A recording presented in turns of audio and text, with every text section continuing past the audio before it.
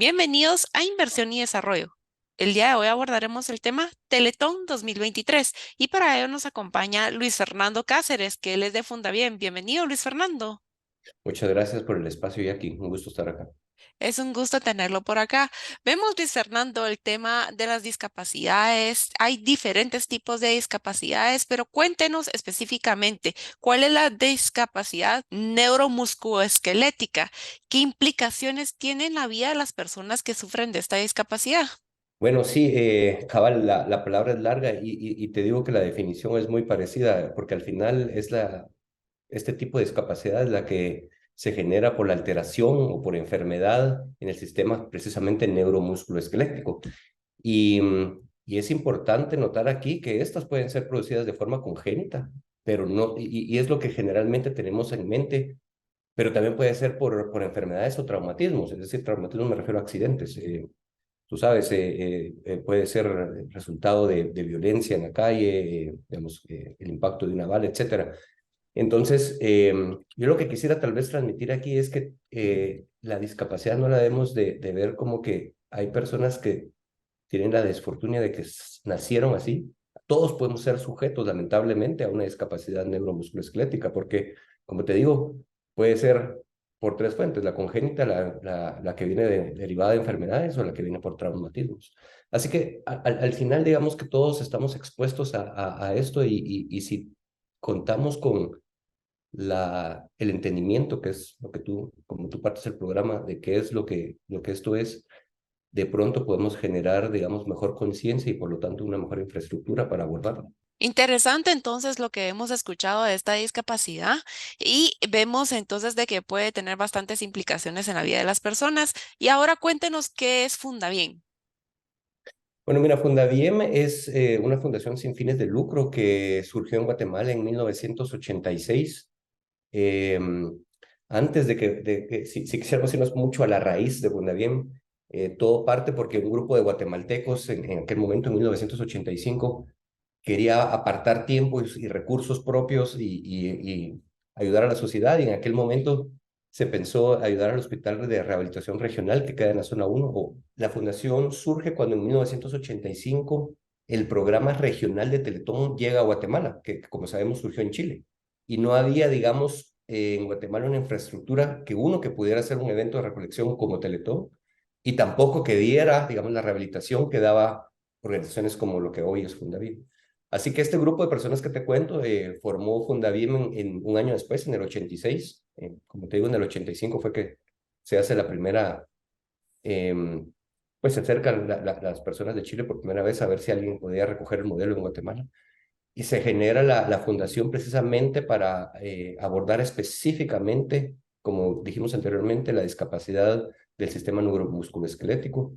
Y eso fue en abril del 86 y finalmente en diciembre, pues se hizo la primera Teletón en el país. Sí, yo recuerdo desde pequeña, siempre ha sido memorable la Teletón. Mis papás siempre decían, bueno, ya estamos esperando la Teletón y que hasta se desvelaban para escuchar cómo iban recaudando ese dinero para las terapias de las personas, ¿verdad?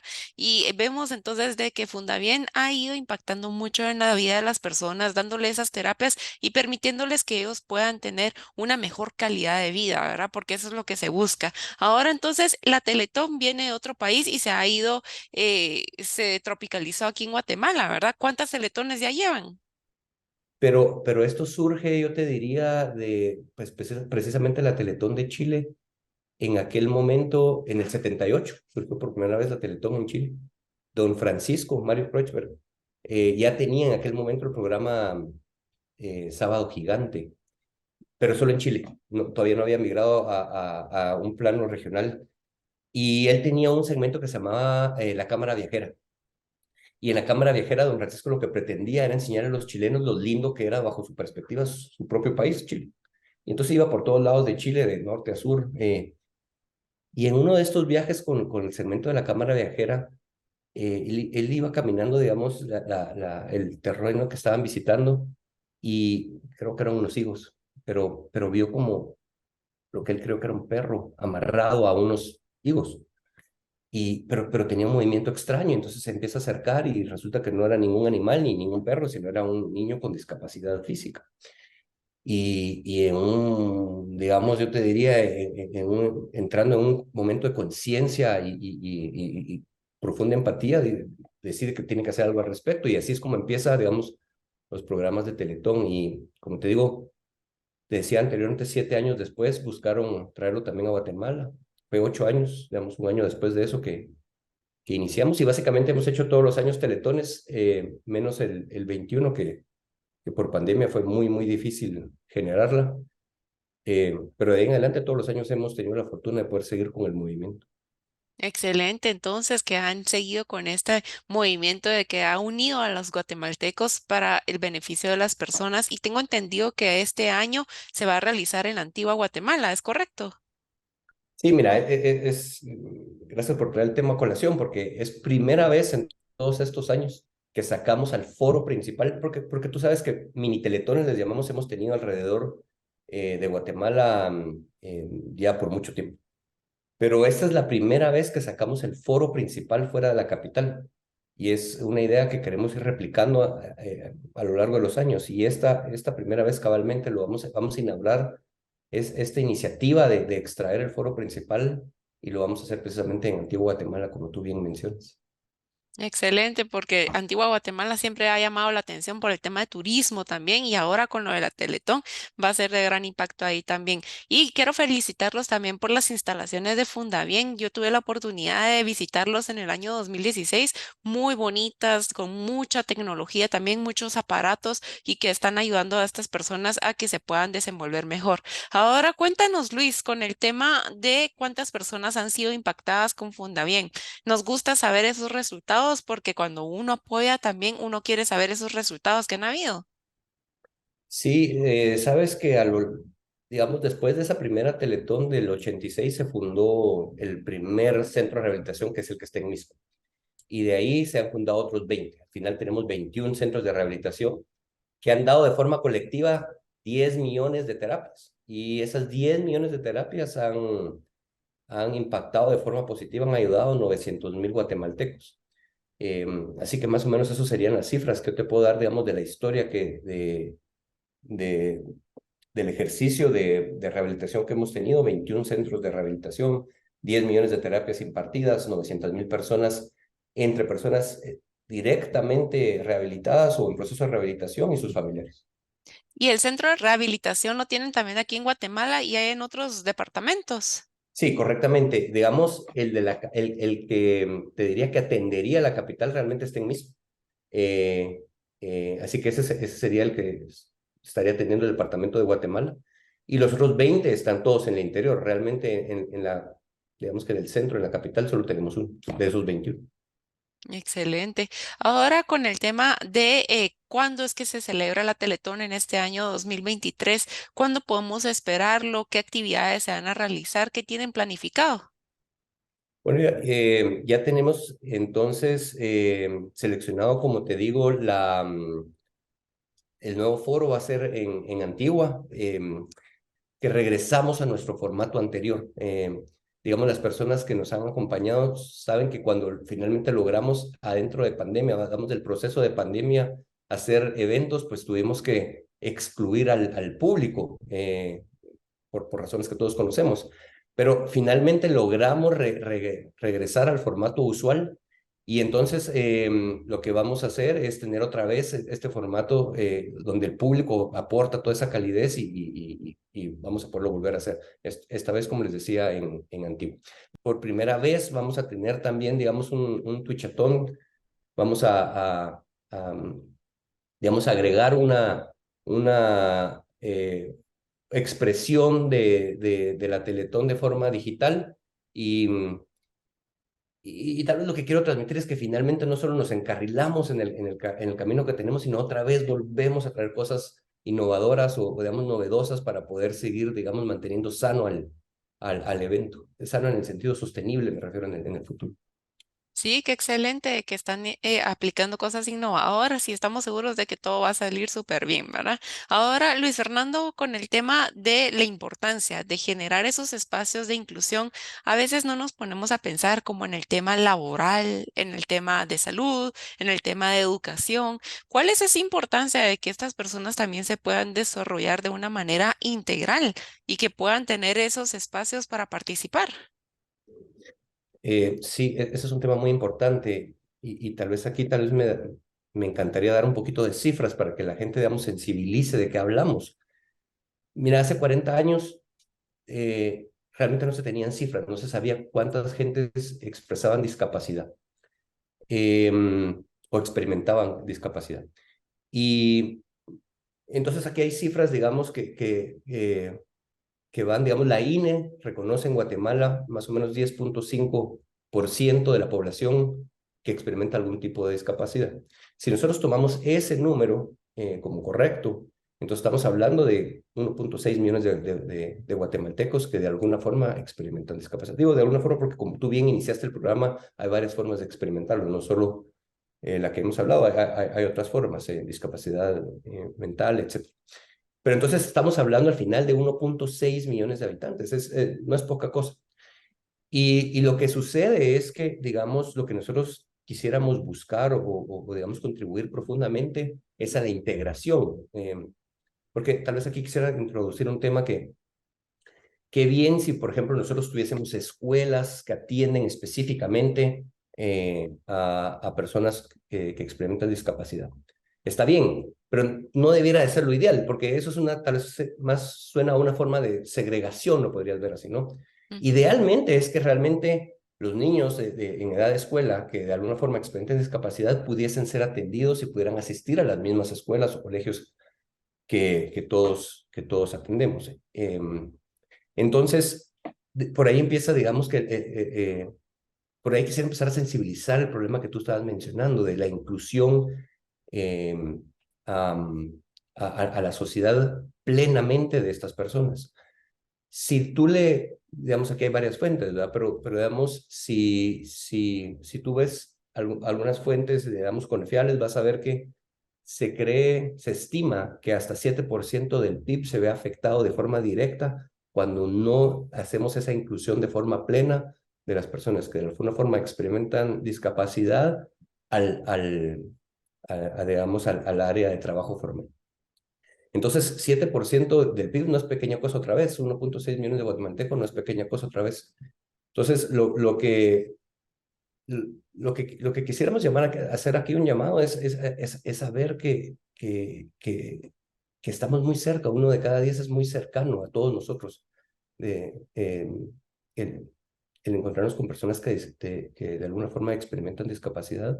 Así que la integración correcta y plena es algo que nos compete y nos beneficia realmente a todos.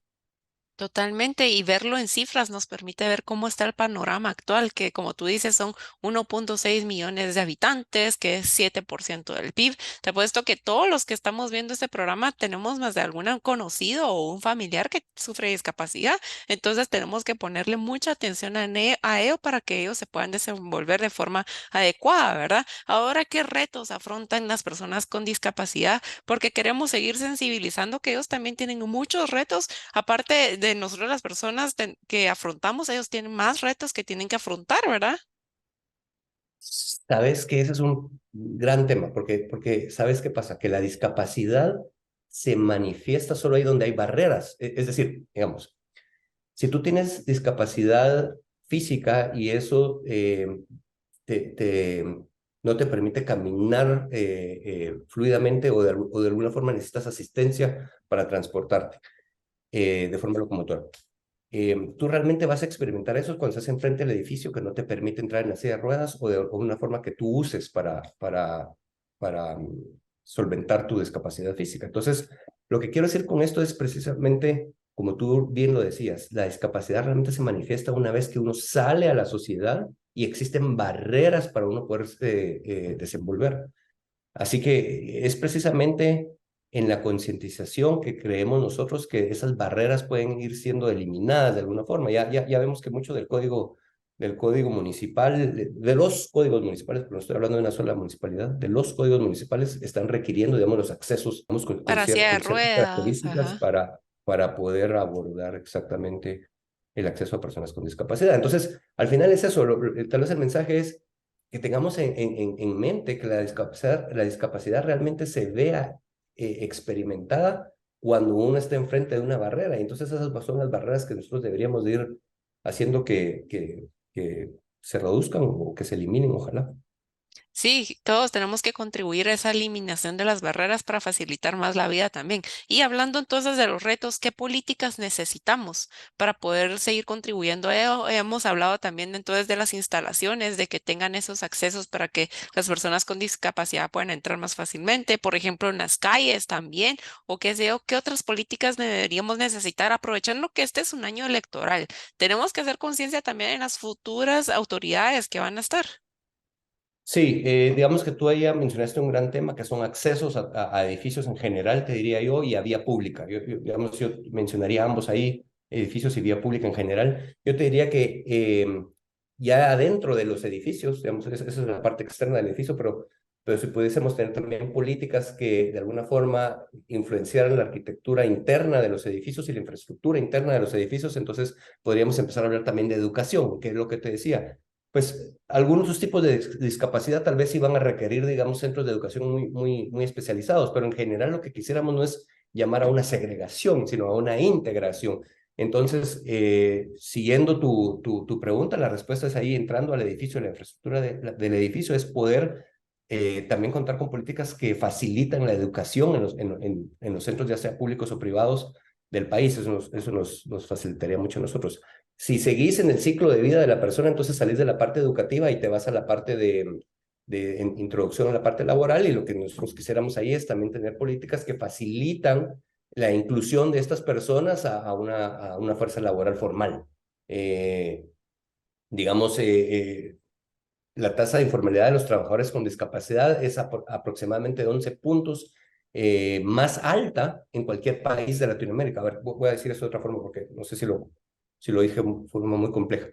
Diferentes países en Latinoamérica tenemos ciertas tasas de informalidad, pero se calcula que en cada país, digamos, va a subir en 11 puntos porcentuales ese índice de informalidad cuando no está bien incluida la discapacidad en la fuerza laboral.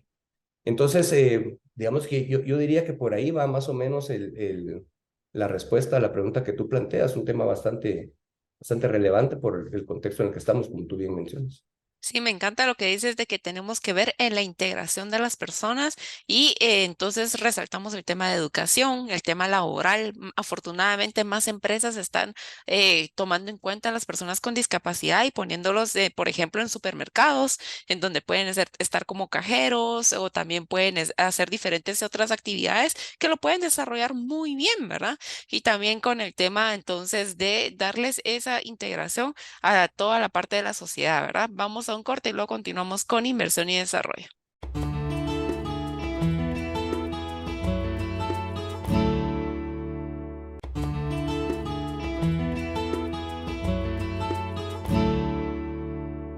Continuamos con inversión y desarrollo. Luis Fernando, entonces hemos ido hablando del tema de los retos que hay, las políticas que necesitamos, cómo se fue fundando también Fundabien, la Teletón. Ahora cuéntenos, Luis Fernando, el tema de la inclusión en los colegios. Veo de que ustedes tienen un rally, cómo lo están implementando y cómo eso ayuda a que los jóvenes desde temprana edad ya se sientan cómodos con este tema que es la de las discapacidades. Sí, el rally yo te diría que es uno tal vez de mis temas favoritos, porque ese es parte del portafolio de actividades de sensibilización que tenemos. Y digamos, hay varias actividades de este tipo, pero este de los colegios que tú bien mencionas, lo que buscas pues es precisamente eso, sensibilizar. Entonces, ¿cómo es que funciona? Es que es un tour, llamémosle un tour, que va a diferentes instituciones, no solo colegios, pero la parte de colegios es importante. Y lo que hace es invitar a los que llegan al rally a experimentar algún tipo de discapacidad. Entonces, digamos, por ejemplo, los podemos experimentar, digamos, cómo es estar en una silla de ruedas y que por 5 minutos se muevan en silla de ruedas. O cómo es, digamos, atender un trabajo con la mano opuesta a la que lidera. Entonces, por ejemplo, los derechos con la izquierda. Entonces, lo que quiero decirte con esto es de que a través de diferentes dinámicas se le va mostrando a los participantes qué es, y hablamos de barreras anteriormente, qué es tratarse de mover en un sistema que no permite esa libertad completa. Y tal vez aquí, si me lo permitís, quisiera tocar un tema que se me acaba de venir a la cabeza, porque al final, digamos que, ¿cuál debería ser el objetivo final de todo esto? Y digamos que el llamado de la causa final debiera de ser permitir la libertad más plena posible, digo más plena posible porque va a ser distinto de caso a caso, pero la libertad más plena posible para el individuo que se esté rehabilitando. Y la rehabilitación debe ser integral, digamos, no solo física, sino emocional y mental también. Entonces, al final, pues para regresar al tema del rally de inclusión, lo que hacemos es eso, es sensibilizar y con eso lo que quisiéramos es generar empatía. Eso sería, digamos, lo que quisiéramos lograr para que la gente, digamos que desde su propia expresión ayude a esa inclusión. Y si eso lleva a la Teletón o a Fundación, pues qué bien, pero que por lo menos lo haga a través de su propia expresión de vida individual.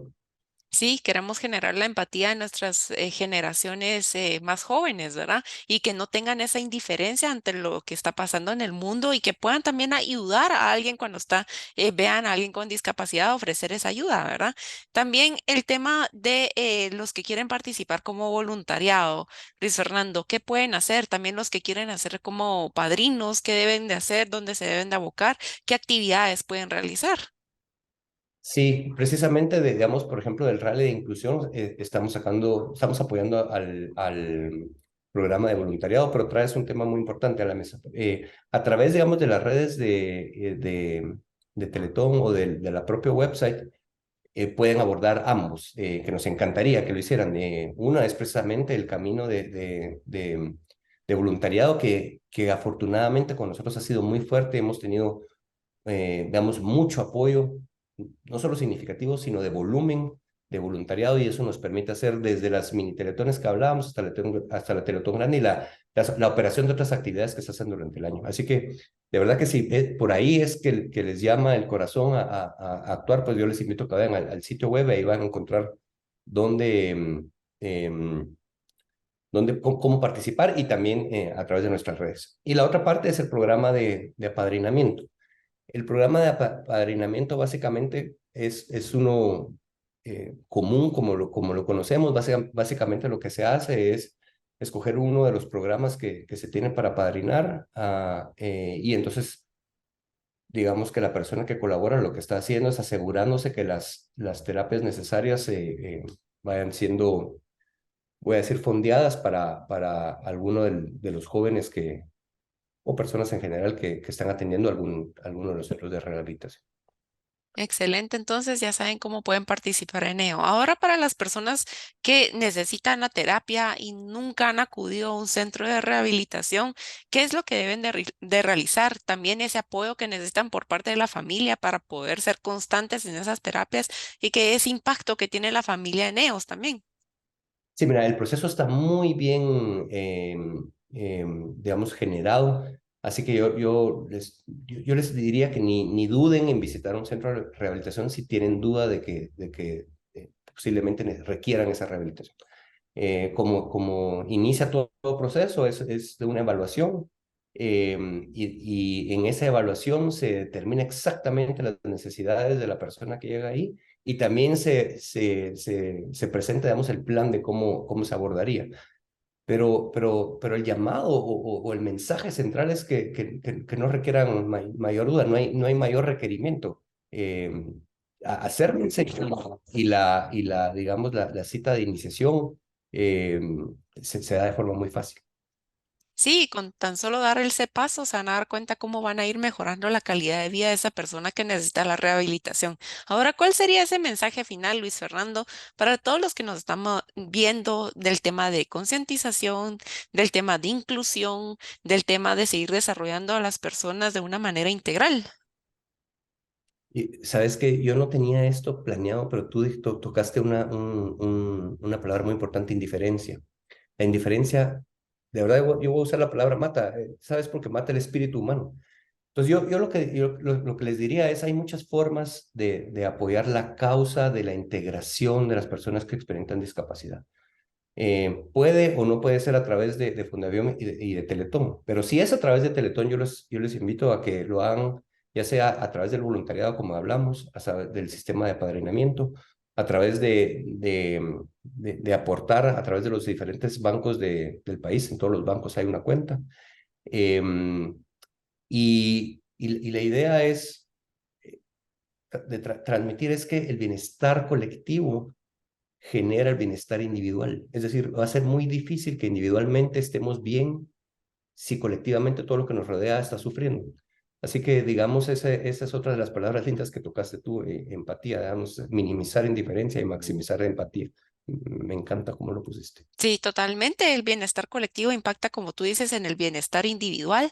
Tenemos que ser empáticos con todas las personas. Tenemos que ver esas historias también de gente que desde niños recibieron esas terapias y que ya de grandes son excelentes ciudadanos que están contribuyendo al desarrollo de nuestro país. Todos dependemos de todos y tenemos que ir generando esos espacios de inclusión para que todos nos podamos desarrollar de una forma integral, ¿verdad? Gracias entonces, Luis Fernando, por habernos compartido sobre Teletón, sobre Fundabién y ese impacto que están teniendo en las personas para su desarrollo, entonces.